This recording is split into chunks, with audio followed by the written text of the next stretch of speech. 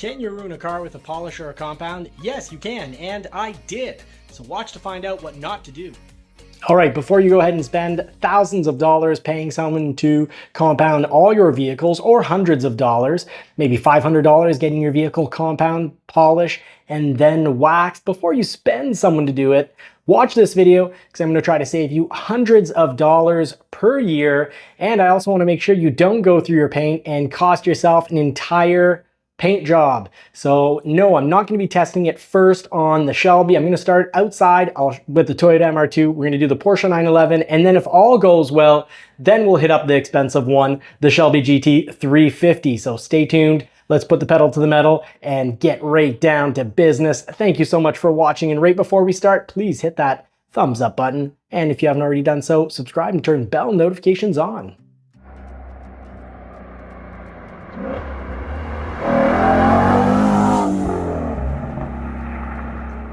All right, so the Toyota MR2 is back. Yes, a 1991 Toyota MR2. And whether you have an old muscle car or an old JDM, whatever old sports car you may have, if it's not new, you might be thinking about repainting it. Before you repaint it and remove that original paint, affect its overall value, I do suggest you watch this video because this whole section here, this whole fender was all scratched up, and by hand, using a microfiber cloth and Meguiar's compound, we're able to get it out. We also, beneath right here, we had horrible swirl marks, and you can see that now this was done by hand to cautiously remove. But when I saw that the paint is thick enough, I hit it up with the polisher. But if you're not used to the polisher, do ensure that you do it by hand. Microfiber towel, a compound, you apply, follow the directions on the bottle, but generally how these things work is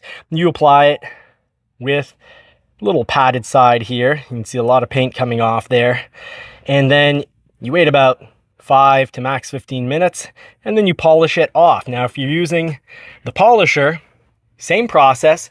You're gonna apply on about speed one quick, one max 2 quick rollovers with the area on speed 1, wait 5 to 15 minutes, and come back and hit it up on speed 5, or about 3,500 to 4,000 RPM.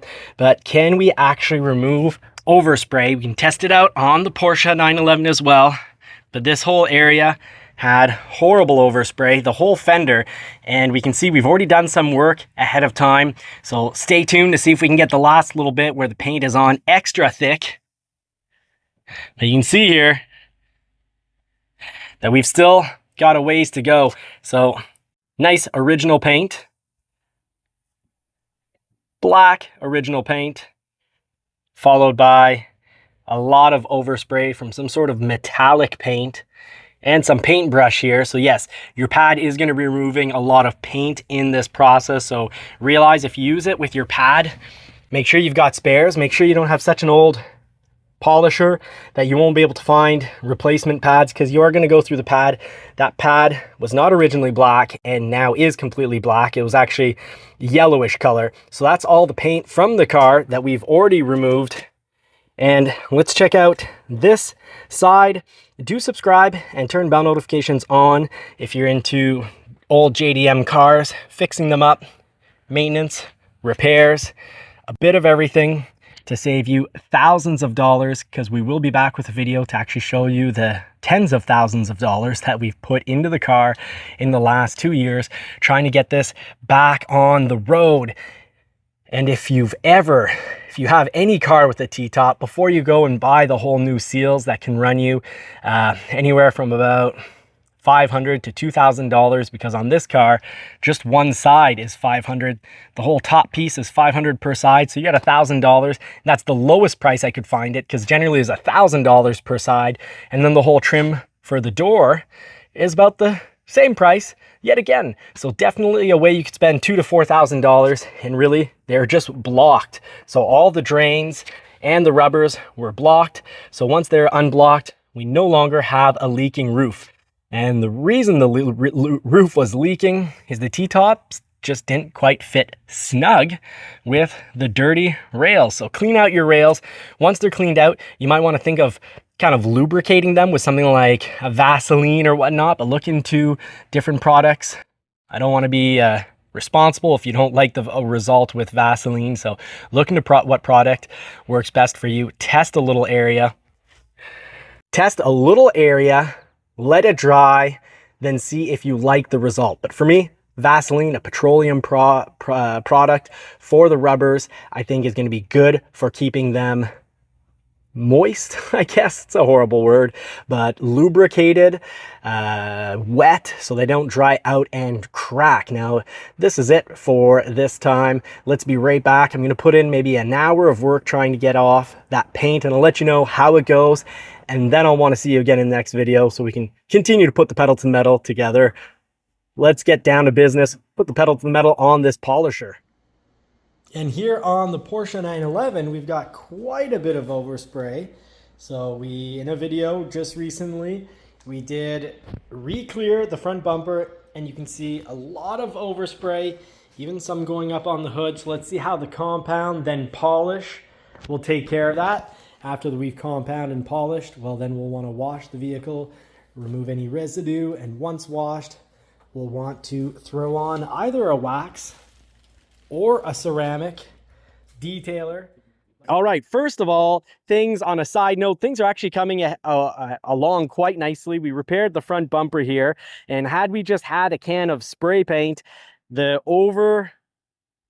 can see we over buffed or over sanded the old clear coat.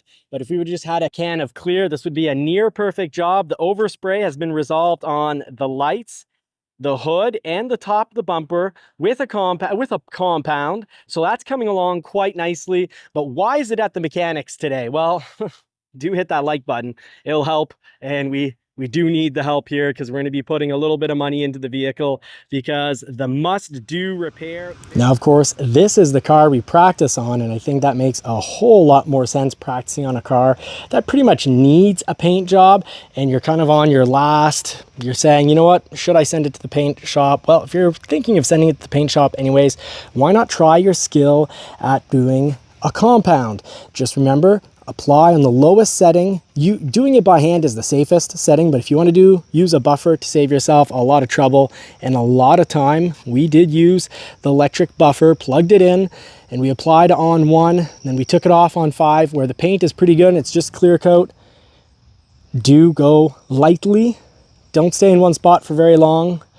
But we actually had paint to remove, and we did stay for long. Well, we kept coming back to it. We didn't want to overheat the paint or the plastic underneath. So plastic bumper, you don't want to overheat that. So we'd hit it up, roll over a section for maximum a minute. Generally it was back and forth for 30 seconds, and then we'd go somewhere else, come back, reapply. So we just had to keep applying, letting it dry for about 5 minutes, and then come back and hitting it up. And that actually got all the overspray paint off.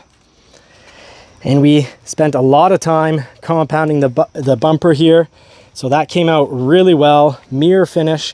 Some scratches you just have to accept will never come off. General rule of thumb, if you wet it and the scratch can still be seen, it's not coming out. If you wet it and the scratch does come out, well, then you end up with a mirror finish that looks just amazing. Now, you do have to be careful. I over compounded the hood here. So the order, a compound, the grit, little kind of almost like little granules in it, are rougher. So what we did here did end up leaving some swirl marks, additional swirl marks. It looks a lot better than before. And we had actually had this car professionally compounded, but even they took it lightly and were worried about going through the paint. So at the end of the day, the hood needs to be redone for it to be perfect. But for now, this is going to look a lot better than it did when I picked it up 4 years ago. And well, let's face it, this side needs to be repainted because we've got dents from when one of those winter plastic tents with their metal poles fell on it. And one thing to keep in mind, I'm not sure if you can see this here. Yeah, you can. You've got little lines here, and that's actually my fault. before. I should have made sure that the car had no lines in it. Those are easy lines to remove, but I did a ceramic coat, and the magic of the ceramic coat is, well, now it's easy to get things off like bug juice. Bugs are usually the hardest thing to take off a car and are an absolute nightmare. Well, I took it off with a very quick wash with the daughter watching. So we were, you know, while supervising my daughter, I was able to take it off so quick. It didn't cause any trouble for my dad sitting.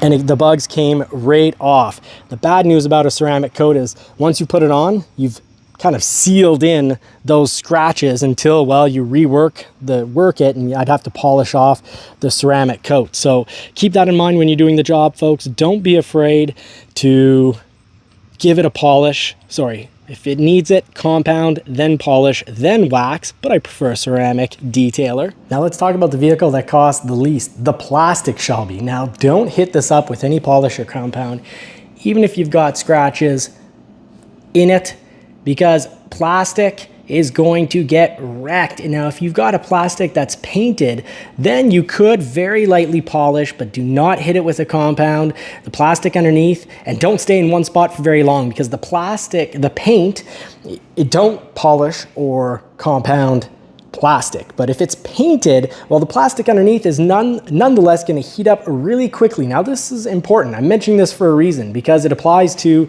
the stripes on any car. Unless the stripes are painted, these stickered, essentially they're stickers, the buffer is going to heat them right up, and it's going to cook them. Very, very dangerous. And of course, you've got plastic here, and many cars are like that. You've got plastic in the back for the wing, and all Mustangs and many other vehicles have plastic on the back. A lot of vehicles nowadays have plastic on the bottom, whether it's painted or plastic that's one color all the way through. Please do not hit it up with a compound or a polisher using a polish pad. I wouldn't even touch it by hand. If so, go very, very lightly, and only with the polish. Remember, compound is heavier, it's got more grit, so you got to be really careful. Now this car is a 2017 with 27,000 kilometers and has kind of light scratching all over the place. And it mostly doesn't show anymore because it worked out. We didn't hit this with the compound. The compound on a car this expensive would be pretty darn risky. So instead, what we've done is we hit it up with the polish, and we made sure to not stay in one spot for too long. So not all the scratches came out in the clear coat, but you're better to go safe than sorry, because repainting this would take away its collector value. And really, anyways, to do it properly would be $10, $12, maybe $14,000 to repaint it. And yes, you can go through paint, especially if you're looking at newer cars that are no longer with paints that are oil-based. These water-based paints are very thin, measured in about 4 units, whereas cars used to be more around 7, 8, or even 9 if you go far back enough, all the way back to the 70s if we're talking about muscle cars. But it turned out really nice. The polishing turned out really nice. We did use the buffer. We kept it on low. We applied with speed 1, or the equivalent to about 1,000 RPM, and we took it off at speed 4 or 5, or about 4,000 RPM, and we never stayed in one spot for very long. And that's why most of the scratches that we had came out. The very light ones, the ones that are a little deeper in the clear coat, we're not going to risk. We didn't do a full compound. We didn't do a compound at all, so they're still there, but nonetheless, the car shines, looks amazing. For a car of this value, if you really want to get in more than a polish, either compound very lightly, or then yes, it's worth paying someone to get it done. But let's go check out the Toyota MR2 outside. And now with this information, I hope you're all ready and feeling confident to give your first compound, or if you want to start off lighter and safer, polish job, so that you don't have to send your vehicle to the pros and spend thousands of dollars. The compound polish, not so good for taking off overspray from when someone took a spray can and just threw it on top of the original paint, but the compound was great for taking it off, but it did require work.